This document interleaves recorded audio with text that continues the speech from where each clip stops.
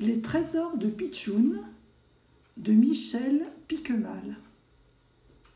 3 petits nains traversaient un jour la grande forêt.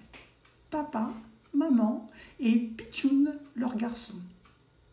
Ils faisaient vite, vite, car la grande forêt était habitée par l'ogre et il ne fallait pas trop traîner. Mais Pitchoun était toujours en arrière. Oh, regardez ce joli caillou!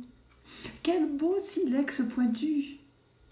Et il s'arrête pour le mettre à sa poche. Dépêche-toi, dépêche-toi, crie son père. Ce n'est pas le temps de traîner. Il passe devant la rivière. Oh, regardez, un morceau de savonnette oublié par quelqu'un qui a lavé son linge.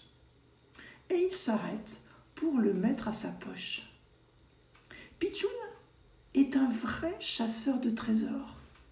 Ses poches sont toujours pleines de ce qu'il trouve. À la maison, il a toute une collection de cailloux, de billes, de fleurs séchées, de fossiles.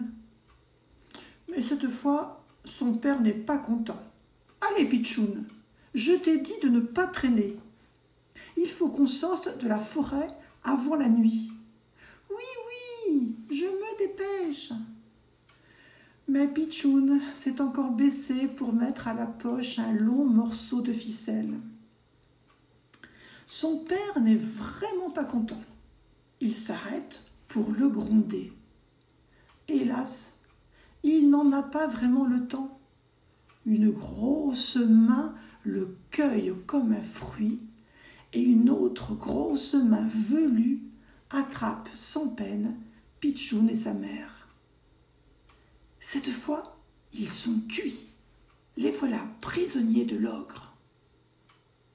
Les 3 petits nains tremblent de peur, tandis que l'ogre les jette dans un grand sac. Et Pitchoun s'en veut beaucoup. C'est de sa faute s'ils ont été capturés. C'est sa faute, car il est toujours à la traîne.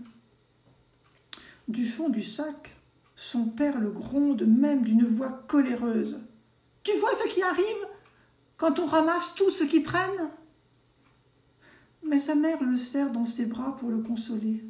« Ton père ne pense pas à un mot de ce qu'il dit. » L'ogre arrive à sa cabane.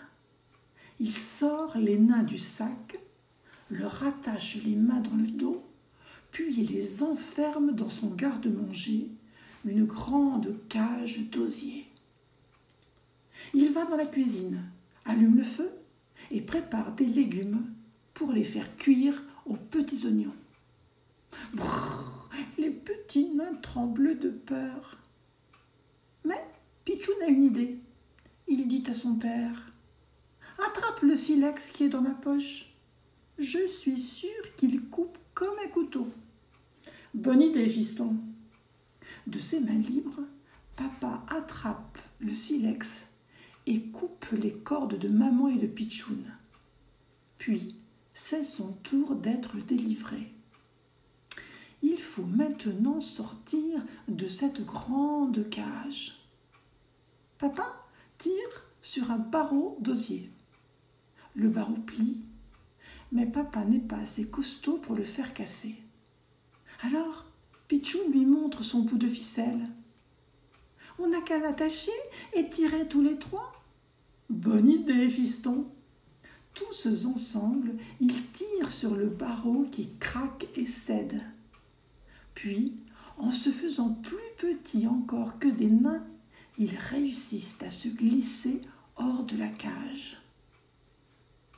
Mais dans la pièce d'à côté, l'ogre sifflote.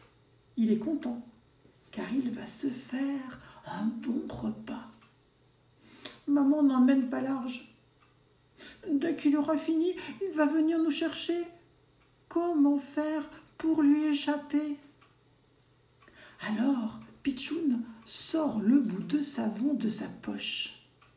Il le trempe dans un seau d'eau et se met à savonner le sol.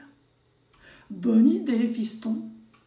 Et tous ensemble, ils savonnent. Maintenant, dit papa, on pousse un grand cri. Ouh! Furieux, l'ogre sort en trompe de la cuisine. Mais à peine entré dans la pièce, il glisse et fait un terrible vol plané qui l'envoie cogner contre le poêle. Alors, les trois petits nains lui courent sur le dos et s'enfuient le plus vite possible vers leur maison. « Félicitations, Pitchoun !» lui crie son papa. « Mais cette fois, tu ne t'arrêtes plus pour ramasser quelque chose. »« Promis, dit Pitchoun,